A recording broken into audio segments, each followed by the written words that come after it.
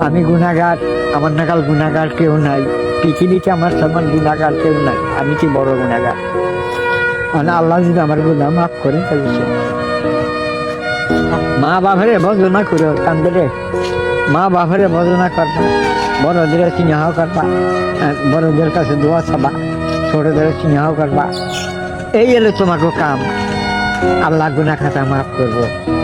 আল্লাহ বলছে যে হকুল এবাদ, হক কথা কইলে ভার আল্লাহ শুনবো না, হক কথার মধ্যে শয়তানি শুনবে, আর হক কথা আল্লাহ হক শুনবে।